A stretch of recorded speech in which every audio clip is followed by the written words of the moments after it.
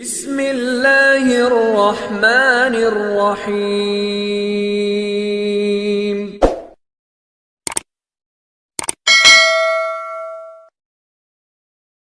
Kata Nabi SAW, akhirnya segelintir muslimin yang ada di situ Allah karuniakan mereka mati syahid, terbunuh semua.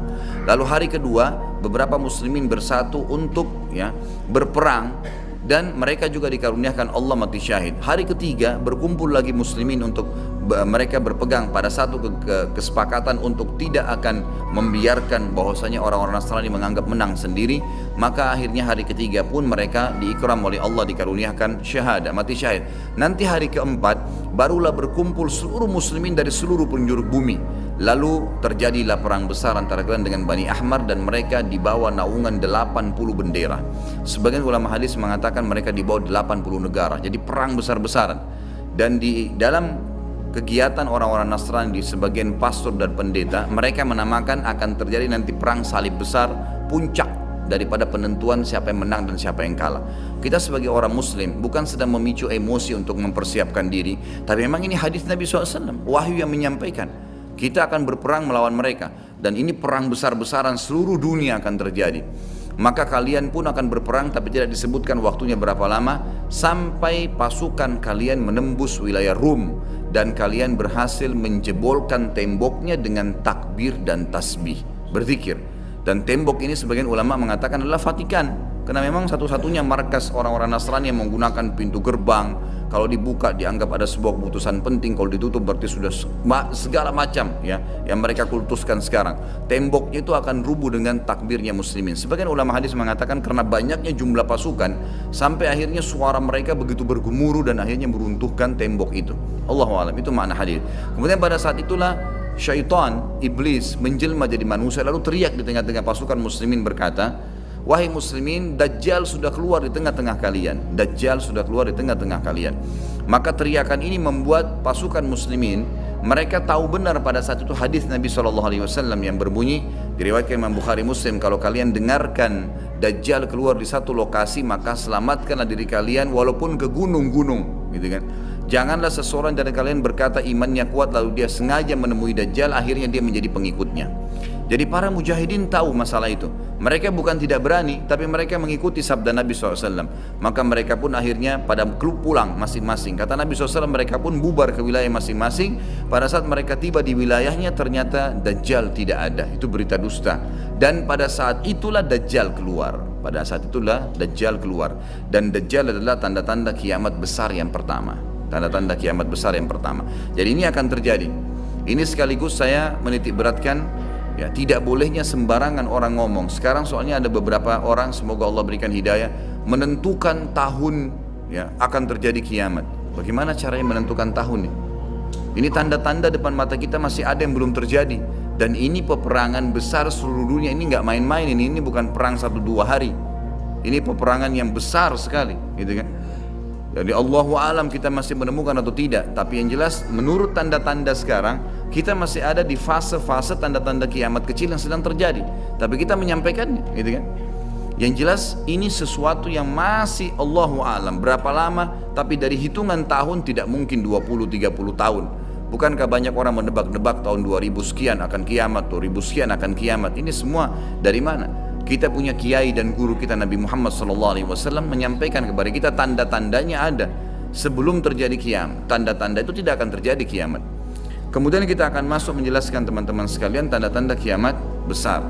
Ada 11 yang disepakati tanda-tanda kiamat besar, sebagaimana disebutkan di dalam hadis riwayat Imam Muslim. Yang pertama adalah keluarnya Dajjal. Dan Dajjal ini diambil dari kata-kata Dajjala yang berarti kekacauan. Dan ini digunakan untuk nama seseorang yang memang akan dikeluarkan oleh Allah Azza wa Jal sebagai fitnah bagi kaum muslimin. Makanya kita dalam tahiyat membaca wa'udzubika min fitnatil masihid dajjal, dan jauhkanlah kami dari fitnahnya Masih Dajjal. Nanti akan saya paparkan panjang lebar. Yang kedua adalah sementara Dajjal membuat kerusakan di muka bumi, maka akan keluar Mahdi, yang kata Nabi SAW akan keluar seseorang yang sama namaku, Muhammad bin Abdullah, akan sama paras wajah dan poster tubuhku, sama persis dengan Nabi SAW, alisnya, matanya, kulitnya, dan dari keturunanku, dari kota Madinah, gitu kan. Sebagian ulama hadis mengatakan ini kemungkinan dari turunan Hasan radhiyallahu anhu, karena memang sekarang yang banyak di Madinah itu turunan Hasan radhiyallahu anhu. Maka dia akan keluar dan Allah mengubahnya dalam sehari semalam. Kemudian dia keluar dari Madinah ke Mekah, lalu dibayat dengan 300 orang, lalu kemudian mereka membentuk pasukan untuk mengejar Dajjal. Kemudian yang ketiga, pada saat itu, nanti akan saya jelaskan penyeriman ini garis umumnya dulu. Yang ketiga akan turun Nabi Isa alaihissalam. Pada saat pasukan Mahdi sudah sampai di masjid, ya, Menara Putih, dikatakan, dan subhanallah, masjid itu kata ulama hadis ada sekarang di Damaskus, di ibu kota Syria. Ada masjid yang disebutkan Menara Putih, dan Nabi SAW sebutkan dengan nama Menara Putih. Nanti mereka akan tinggal sholat asar situ, lalu Isa alaihissalam turun. Kemudian setelah itu, setelah Isa alaihissalam, ya, datang turun kemudian memerangi Dajjal, datang tanda-tanda hari kiamat. Yang keempat adalah Ya'juj wa Ma'juj, dua suku yang dari anak Adam diciptakan oleh Allah Subhanahu wa taala, tapi mereka berbeda dengan kita. Mereka sangat beringas, memakan semuanya, kalajengking, ular, hewan-hewan, jumlahnya banyak. Bahkan seseorang di antara mereka tahu kalau akan mati kalau seandainya sudah memiliki 1000 orang anak. Dan mereka akan membuat kerusakan, membunuh semua yang ditemui. Kafir, beriman, tidak ada urusan. Selain mereka akan dibunuh. Ini ada ciri-cirinya. Ya, ada ciri-ciri yang akan saya sebutkan nanti. Ringkas cerita, mereka akan buat kerusakan dan Allahu a'lam berapa lama di situ. Isa alaihissalam dan kaum mukminin akan sembunyi di gunung-gunung, dan mereka akan mati bukan dengan peperangan dengan kaum mukminin, tapi dengan doa Isa alaihissalam yang berdoa, lalu Allah matikan mereka dengan satu kali mati. Maka semua miliaran orang yang Ya'juj ini mati tiba-tiba. Kemudian Isa alaihissalam pun berdoa kepada Allah agar dihilangkan jenazah mereka, karena seluruh bumi ini dipenuhi dengan jenazah mereka. Sampai disebutkan dalam hadis, mereka akan turun di sebuah sungai Tibriyah di wilayah Syam. Mereka minum sungai tersebut. Orang terakhir mereka datang sudah nggak temukan lagi ada airnya, saking banyaknya jumlahnya. Dan saya pernah tanyakan ke dosen saya sendiri waktu tingkat 3 kuliah bicara masalah Ya'juj Ma'juj ini. Saya bilang, Syekh, apakah ada orang dari kita yang ikut dengan pasukan mereka? Maka syekhnya mengatakan sama sekali tidak ada. Karena kita beranjak daripada hadis Nabi SAW, seseorang yang antara mereka tahu dia akan mati kalau sudah punya 1000 orang anak, dan mereka akan membunuh semua selain mereka. Jadi ada ciri khasnya sendiri. Kemudian setelah mereka mati pun Isa alaihissalam berdoa, lalu Allah SWT datangkan burung-burung yang besar dari arah barat yang mencengkram mereka satu-satu, lalu dibuang ke lautan ke arah timur. Kemudian Allah turunkan hujan yang membersihkan kotoran-kotoran mereka. Jadi sudah ada tanda-tanda kiamat pertama Dajjal, nanti akan saya ceritakan ceritanya. Kemudian ada Mahdi keluar dari Madinah, kemudian turunnya Isa alaihissalam, kemudian Ya'juj Ma'juj. Setelah berjalannya waktu, maka akan terjadi orang-orang kufur kembali kepada risalah langit. Setelah pada saat itu Isa alaihissalam sudah meninggal dunia, sudah mulai sebenarnya tentram, orang sudah mengenal Allah, tapi dengan berjalannya waktu manusia mulai lalai, mulai lagi kembali menyembah berhala, mereka lagi berbuat zina, mereka melakukan kekacauan. Maka keluar tanda-tanda kiamat besar yang kelima, yaitu keluarnya dabbah atau hewan melata. Yang hewan melata ini akan keluar dari tanah, berbentuk seperti hewan, tapi dia bisa berbicara dan dia membawa cap yang dia mencap orang beriman dan orang kafir. Setiap kali mereka buat kesalahan, ya diingatkan oleh dabbah ini, kalau kamu sedang lalai dari jalan Allah, kembalilah. Dan itu tadi yang ayat yang kita bacakan, surah An-Naml ayat 82. Kemudian setelah itu datang tanda-tanda kiamat yang keenam. Setelah keluarnya dabbah, maka akan terjadi 6, 7, 8 sekaligus tanda-tanda kiamat ini, yaitu terjadinya longsor besar di wilayah timur Jazirah Arab. Tepatnya wilayah timur itu Irak, Iran, Afghanistan, Rusia, itu wilayah timur Jazirah Arab. Akan terjadi longsor besar yang tidak bisa lagi ditutup. Dan terjadi juga longsor besar, tanda-tanda kiamat yang ketujuh, itu adalah di Jazirah Arab dan juga terjadi di wilayah baratnya Jazirah Arab, yaitu wilayah Afrika. Dan ini juga akan longsor besar, gitu kan. Kemudian terjadilah tanda-tanda kiamat yang selanjutnya, yang ke berapa? 9. Keluarnya api dari wilayah Ka'rul Aden namanya, atau wilayah padang pasirnya wilayah Aden. Aden salah satu kota di Yaman, gitu kan. Dan sekarang ini sudah ada diangkat di YouTube, dicuplikan, dan saya pernah lihat sebagian padang pasir wilayah Aden ini yang disebutkan dengan Ka'rul Aden itu memang tidak ada orang yang tinggal di situ karena panasnya, gitu kan. Dan ada wilayah padang pasir yang sempat terbelah dan mereka melihat dan diteliti secara ilmiah di bawah itu ada api yang sangat besar. Jadi ini sudah disebutkan dalam hadis Nabi sallallahu alaihi wasallam. Kemudian selanjutnya akan terbit matahari dari barat sebagaimana dia biasa terbenam dari situ. Ini ada berapa? 10 ya? Berarti ada satu yang tertinggal ya. Iya, keluarnya asap, maaf. Jadi sebelum terjadinya longsor 6, 7, 8 tadi, yang keenamnya itu adalah kelihatannya kabut. Di seluruh muka bumi ini akan terjadi kabut yang menutupi dunia bumi ini, dan semua dunia ini akan melihat kabut itu dalam beberapa waktu. Inilah 11 tanda-tanda kiamat besar. Baik, kita akan rincikan dengan izin Allah satu persatu. Kalau terjadinya atau keluarnya Dajjal, ini disebutkan dalam banyak hadis, banyak sekali, dan ini yang paling banyak diingatkan. Di antaranya hadis Bukhari yang berbunyi, kata Nabi SAW, tidak ada seorang nabi pun kecuali sudah mengingatkan kaumnya tentang si buta sebelah kanan. Ya.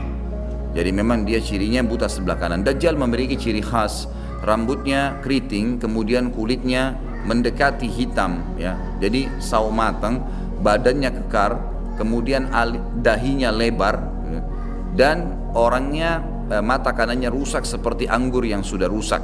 Dan kata Nabi SAW, ingatlah dia akan mengaku sebagai Tuhan, dan ketahuilah Tuhan kalian Allah tidak buta sementara dia buta. Kemudian orang-orang pada bertanya, ya Rasulullah, bagaimana bisa orang mengikutinya? Kata Nabi SAW, pada saat itu dunia akan ditimpa kelaparan, dan Dajjal memiliki bergunung-gunung makanan. Ini bahasa wahyunya begitu. Allahu alam seperti apa, yang jelas dia bergunung-gunung memiliki makanan, dan dia akan melewati seluruh muka bumi ini. Tidak ada satu tempat pun kecuali dia akan lewati, melainkan akan dilewati kecuali Madinah dan Mekah. Itu yang dia tidak bisa masukin. Dajjal akan membuat kerusakan di muka bumi 40 hari. Satu hari pertama seperti setahun, satu hari kedua seperti sebulan, satu hari ketiganya seperti sepekan, dan sisa harinya seperti hari-hari kalian.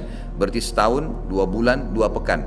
Dan ini kemungkinan kata sebagian ulama, dia akan menggunakan teknologi yang ada sekarang. Karena Nabi SAW mengatakan akan keluar Dajjal dari wilayah Yahudiyah di Khurasan. Wilayah Yahudiyah ini subhanallah, sekarang di Iran ada satu perkampungan namanya Yahudiyah, diberikan nama itu, dan mayoritas penduduknya orang Yahudi. Kata Nabi SAW, Dajjal akan keluar dari wilayah Yahudiyah di Khurasan. Khurasan itu Iran, gitu kan? Dan sekarang ini sudah ada, semua ini ada. Tidak mungkin salah sabda Nabi SAW. Dikatakan akan keluar dan diikuti dengan 70.000 orang Yahudi. Dan sebagian ulama hadis mengatakan pada saat itu teknologi sangat canggih seperti sekarang, lebih canggih lagi, gitu kan? Sehingga Dajjal mengelilingi muka bumi ini dengan 1 tahun, 2 bulan, 2 pekan itu sudah kelilingi seluruh dunia. Dan setiap kali kata Nabi SAW dia memasuki sebuah wilayah dan orang-orang beriman padanya, maka wilayah itu akan subur, turun hujan dari langit, perekonomian mereka, ya, perkebunan, peternakan, semua akan subur. Dan setiap wilayah yang ditinggalkan oleh Dajjal tidak mau beriman, maka akan susah, hujan tidak turun dari langit, hasil mereka mengurang dan seterusnya. Jadi memang ini sabda Nabi SAW, disuruh kita menghindar, bukan melawannya. Dajjal akan terus membuat kerusakan di muka bumi dan banyak sekali pengikut-pengikutnya. Kata sebagian ulama hadis, beritanya akan merambak sangat cepat dan banyak pengikutnya karena menggunakan media. Kemungkinan menggunakan media kayak kita sekarang merambat luar biasa, mudah ditangkap informasinya. Dajjal akan dikenal oleh orang-orang, Jadi orang-orang akan banyak yang tidak beriman sama Allah, yang munafik, semuanya ikut. Termasuk ada yang mengaku Islam tapi munafikin menjadi pengikutnya Dajjal. Ya. Kemudian Dajjal akan keliling terus di muka bumi sampai dia tiba di Madinah, yang diceritakan kota Madinah, dan dia tidak bisa memasuki kota Madinah karena di setiap pintu gerbangnya ada malaikat yang menghunuskan pedang. Ada 2 malaikat yang menghunuskan pedang dan menghadangnya, maka Dajjal pun tidak bisa masuk. Allahu alam bagaimana ini terjadi, tapi ini sabda Nabi SAW. Lalu Dajjal pun mencari gunung tertinggi yang ada di sekitar perbatasan Madinah. Sebagian ulama yang pernah saya tangkap bahasa mereka mengatakan batas Madinah yang paling mudah dijangkau dan masuk adalah Wadi Aqiq. Wadi Aqiq sebuah lembah yang kebetulan dulu berada di depan kampus kami. Jadi di situ dianggap kalau sudah keluar dari situ berarti sudah keluar dari wilayah haram itu sendiri. Allahu alam, ini ijtihad tentunya, tapi yang jelas Dajjal akan naik ke atas sebuah gunung, kemudian dia berkata kepada para pengikutnya, apakah kalian melihat istana putih itu? Maka mereka semua melihat ke arah Masjid Nabawi, Lalu mereka mengatakan iya, kata Dajjal, itulah istananya Muhammad yang aku tidak bisa jangkau. Dan subhanallah sekarang Masjid Nabawi warnanya seperti istana putih gitu kan. Tanpa disadari dengan menggunakan marmer putih besar, begitu juga dengan perluasannya nanti. Memang kalau dari kejauhan seperti istana yang sangat mewah gitu kan. Ringkas cerita, Dajjal pun akhirnya sebelum pergi dia sempat menyentakkan kakinya kata Nabi SAW, sehingga membuat terjadilah gempa di Madinah dan membuat seluruh orang munafik di Madinah keluar jadi pengikutnya. Jadi gempa dan hanya tinggal di sana orang-orang beriman, hanya tertinggal di sana orang-orang beriman. Lalu keluarlah sebelum Dajjal pergi, keluarlah satu anak muda yang kata Nabi SAW orang terbaik pada saat itu, orang terbaik pada saat, orang yang paling luar biasa imannya. Masih muda di sini ulama mengatakan istilah syab dalam bahasa Arab bisa dari mulai balik 12 tahun sampai 40 tahun. Nanti keluar seorang anak muda yang diistilahkan syab antara umur ini, kemudian keluar dan sempat melihat Dajjal. Maka Dajjal pun mengatakan menangkapnya segera dan mengatakan saya Tuhanmu. Maka orang tersebut mengatakan kau adalah Dajjal yang telah diceritakan oleh Nabi SAW. Karena dalam hadis yang lain dikatakan setiap orang mukmin bisa melihat di dahinya tulisan kafara yang berarti kufur. Dia bisa membaca bahasa Arab atau tidak, tapi dia akan bisa membaca dengan hikmah Allah. Matanya orang mukmin bisa melihat itu sehingga dia tahu ini adalah Dajjal. Kemudian Dajjal pun mengambil gergaji dan membelah dua dari kepala sampai kemaluannya, sehingga anak muda itu terbelah dua dan Dajjal melewati tengah-tengahnya dan seluruh pengikutnya bersorak-sorak. Lalu Dajjal berkata, bangkitlah, bangkit kembali bersatu. Lalu kata Dajjal, apa kau sudah yakin saya Tuhanmu? Maka Dajjal mengatakan, maka anak muda itu mengatakan, justru saya tambah yakin kau adalah Dajjal. Setelah itu dia berusaha membunuhnya tapi dia tidak mampu lagi, Allah sudah selamatkan. Maka Dajjal pun meninggalkan lokasi tersebut. Lalu puncaknya Dajjal menuju ke Palestina dan dia akan bermarkas di sebuah tempat namanya Babulut. Babulut dalam hadis. Subhanallah, sekarang ini sudah ada kota di Israel yang mereka rebut wilayah Palestina, sebuah seperti kecamatan ya. Kalau yang saya tangkap, saya depan ada cuplikannya, itu ternyata diberikan nama Babulut oleh orang Yahudi. Dan ini disebutkan dalam hadis dengan lafaz itu Babulut ya, Bablut gitu kan. Ini subhanallah saya lihat cuplikannya Babulut gitu. Ini luar biasa ini, seperti sabda Nabi SAW. Dan sekarang mereka lagi fokus membangun, menjadikan wilayah itu wilayah yang paling mewah di Israel. Subhanallah gitu kan. Dajjal akan menuju ke sana dan sementara dia menuju ke sana, setiap wilayah yang dia lewatin, salah satunya disebutkan dalam hadis Bukhari adalah dia akan melewatin satu wilayah yang sangat banyak masyarakatnya. Ya Allahu alam ini di mana? Apakah di wilayah Cina, apakah di pokoknya masyarakat komunitasnya paling besar. Kita tahu sekarang Cina sama India ini tempat yang sangat luas, banyak masyarakatnya. Dia akan melewati wilayah yang banyak masyarakatnya. Lalu kemudian dia berkata kepada pemimpinnya, Allahu alam ini presiden kah, raja kah, kepala suku kah, dia akan berkata bahwasanya saya Tuhanmu. Maka orang itu mengatakan, apa buktinya kau Tuhan saya? Dia bilang, bagaimana kalau saya hidupkan kedua orang tuamu? Apa kau akan percaya saya Tuhanmu? Maka orang itu berkata, tentu saja. Ada Dajjal, tunjukkan kuburannya. Ditunjuk kuburannya, lalu Dajjal mengatakan, keluarlah. Maka keluarlah orang tuanya dan berkata ibu ayahnya, ikutlah pada orang ini karena ikutlah pada ini karena dia adalah Tuhanmu. Maka akhirnya kepala suku atau kepala negara itu pun menyatakan ikut dan seluruh masyarakatnya ikut. Jadi luar biasa, miliaran orang jadi pengikut Dajjal pada saat itu. Maka Nabi SAW sudah membongkar buat kita itu. Berkata apa? Itulah dua syaitan yang menjelma untuk menipu manusia. Untuk menipu manusia. Dan itu puncak terakhir sekali sebelum Dajjal menuju ke Israel. Lalu kemudian dia menuju ke Palestina. Tapi disebutkan Israel, dikatakan Palestina dalam hadis. Lalu menuju ke sebuah wilayah yang namanya Babulut tadi. Lalu Dajjal berpesta pora di sana dengan pengikut-pengikutnya, mentuhankan dia. Dia berikan makanan, kaya raya, segala macam dia bisa lakukan, fitnah gitu kan. Akhirnya keluarlah pada saat sementara dia berjalan ke Babulut dan tiba di Babulut, keluarlah di Madinah Mahdi. Dan Mahdi ini adalah keturunan Nabi SAW tadi saya bilang, keluar dari Madinah. Kemudian Allah memperbaiki dia dalam sehari semalam. Kata sebagian ulama hadis, Allah berikan petunjuk sehingga dia menjadi baik langsung gitu kan.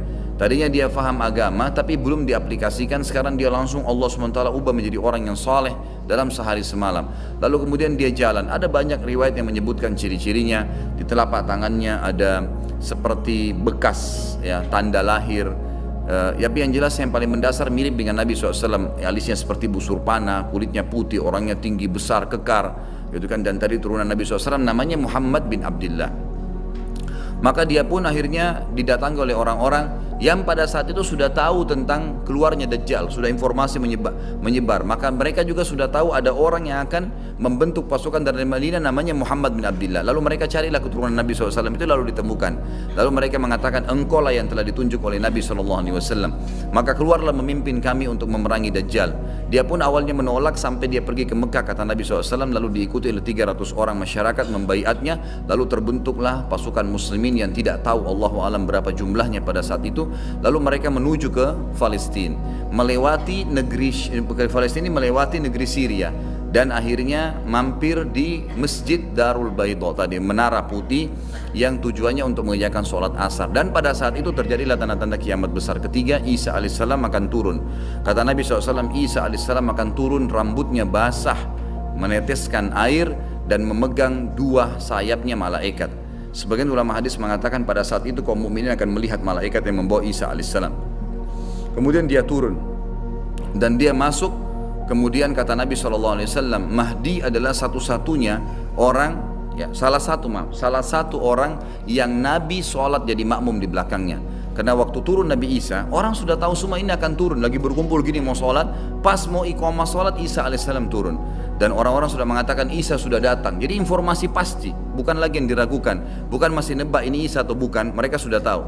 Turunnya kelihatan dan mereka masuklah. Lalu kemudian Mahdi mengatakan, silakan memimpin hai Nabiullah. Kata Nabi Allah, imam dari diri kalian, dari kalian sendiri, dari kaum muslimin. Maka akhirnya dia pun menjadi imam. Kemudian terbentuklah pasukan tersebut, tiba di Babulut. Saya tutup dengan kisah Babulut ini. Pada saat tiba di Babulut, tiba di Palestina, maka Dajjal tidak tahu yang datang ini siapa. Disebarkan berita oleh pengikutnya mengatakan, hai Dajjal, sudah datang pasukan yang ingin memerangi kita. Lalu Dajjal mengatakan, siapa yang berani mengalahkan saya? Siapa yang bisa? Bukakan pintu gerbang, kita tantang. Dia nggak tahu kalau Isa alaihissalam yang datang.